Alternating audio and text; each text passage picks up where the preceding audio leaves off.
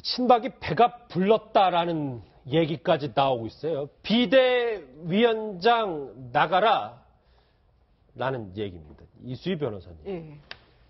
이제 조금 친박들이 먹고 살만하다는 얘기, 이제 본인들의 지지 기반을 다시 찾아가고 있다. 그래서 임명진 비대위원장, 그러니까 구원투수였던 사람을 나가라 뭐 이런 상황이 있다면서요. 그러니까 이제 이게 배경이 된 게 경북 상주가 기존의 자유한국당 의원이 이제 선거법 위반으로 100만 원 이상을 받는 바람에 보궐선거를 하게 된 거예요. 예. 그 5월 9일 대선 때. 그러니까 거기에 누구를 공천하느냐. 거기에서 임명진 비대위원장의 경우에는 우리 당 의원 때문에 보궐선거를 하게 됐으니까 면목이 없으니 이번엔 공천을 안 한다라는 입장을 밝혔는데 거기에 대해서 친박계 의원들이 안 된다 그러면서 김재원 전 정무수석을 공천을 한 거죠, 지금.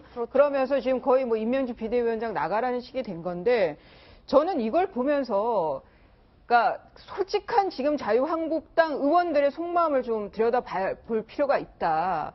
지금 보수 성향의 유권자들은 문대 반문, 문대 비문으로 양자 구도로 대선을 치르기를 바란단 말이죠. 그렇지만 자유한국당 의원들의 경우에는 그럴 생각이 저는 이 사건을 보면서도 단적으로 드러나는데 전혀 없는 거예요. 대선엔 뜻이 없어요. 그냥 본인들은 대선에 그 대선 결과와 상관없이 야당이 돼도 3년 후에 뺏지다는 데는 외려 그게 더 나을 수도 있다고 생각하는 거죠. 지금 하는 모양새 봐가지고는. 그런 면에서 저는 보수 유권자의 뜻하고 전혀 상관없이 자유한국당의 의원들은 돌아가고 있다. 특히 친박계 의원들이. 그 문제 제기를 할 수밖에 없습니다. 자유한국당은 말이죠. 바른정당과도 가짜 보수 소송전까지 벌이고 있습니다. 그 목소리 한번 들어보시죠.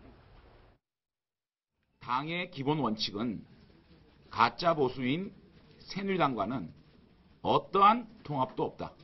친박 정치인들이 집회 현장에 나가서 국민들을 선동을 하고 박 대통령 찬양가까지 부른다고 하니 스스로 가짜 보수를 자임하는 거다. 예, 한국당에서 저 가짜 보수란 말이 너무 싫었는지 저 용어를 한번 쓸 때마다 1억 원씩 내라 이런 소송을 걸었다고 하는데 일단 뭐 가능한 소송인가요?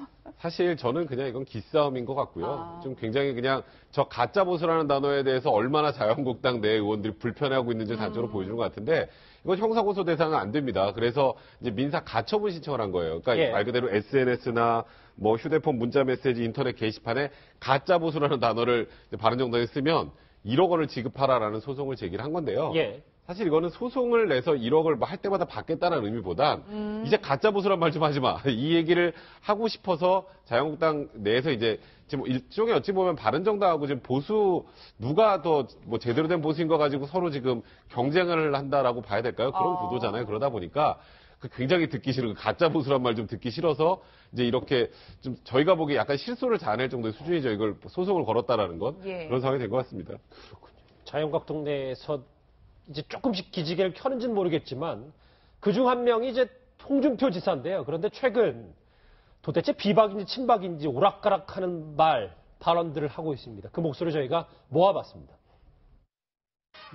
어디 자문을 구할 데 없어가지고 지저분한 애들하고 노는 허접한 여자한테 인사도 물어보고 정책도 물어봤냐. 그래서 저거 탄핵감이다. 그냥인 줄 알고 뽑았는데 상당이었다. 대구 서문시장이 박근혜 시장이다. 참 의미가 없는 대구 서문시장이 왜 박근혜 시장이다. 이거 참다. 의미가 없는 소리야.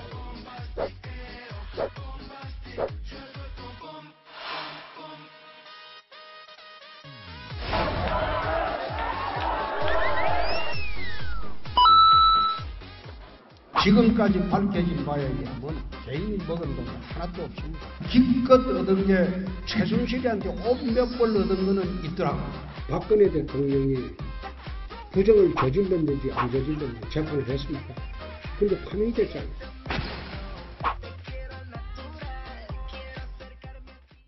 호불호 여부를 떠나 참 뉴스는 잘 만드는 홍준표 지사인데 근데 민영선 기자님.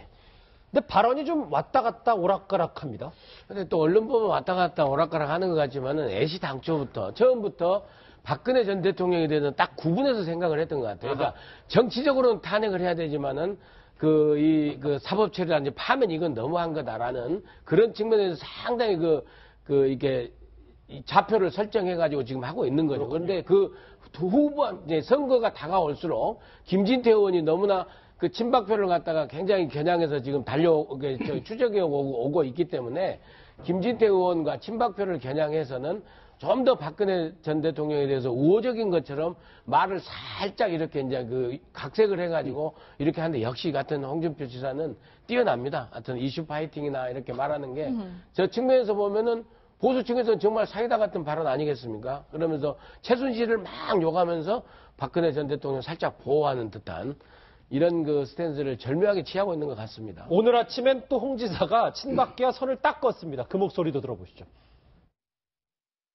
지금 그 박근혜 대통령도 저래 몰락하는 것도 나는 하늘의 뜻으로 봅니다. 박근혜 대통령하고 같이 탄핵당한 것이 친박입니다. 그래서 나는 당내 경선하면서 친박 눈치 보면서 경선하지 않습니다. 네, 뭐 친박이랑 선을 긋는 듯 하지만 또 우파끼리는 뭉쳐야 한다 이런 주장을 하는데 바른정당에서 응할지 모르겠어요. 어쨌든 홍준표 지사 생각이 저는 뭐 맞다고 봅니다. 지금 친박 아까 이수희 변호사도 얘기했지만 친박은 지금 집권하고는 거기에는 이미 이건 기울어둔 운동장이니까 안 된다. 그러니까 어차피 대선 이후 이 당 한국당을 우리가 주도권을 잡고 친박이 잡고 야당을 제대로 해갖고 다음 자기들 빠지다는 데만 관심이 있기 때문에 친박과는 선을 그을 수밖에 없는 것이 홍준표 지사의 입장. 그렇다고 뭐 홍준표 지사는 지금 지사까지 그만두고 나오신 입장에서 당내 친박 말고 비박만 가지고는 할 수가 없는 그런 상황이 있기 때문에 바른정당과 연대를 통해서 뭔가 한판 승부를 겨뤄하고 그래서 얼마 전에 김무성 전 대표하고도 회동을 통해서 우리 결혼해서 이혼한 건 아니고 뭐 별거하는 중이니까 다시 합치자 이렇게 한 거 아니겠습니까? 알겠습니다. 배불렀다고 이제 비판받는 친박과 홍준표 지사 얘기까지 해봤습니다. 여러분은 지금 뉴스특급과 함께하고 계십니다.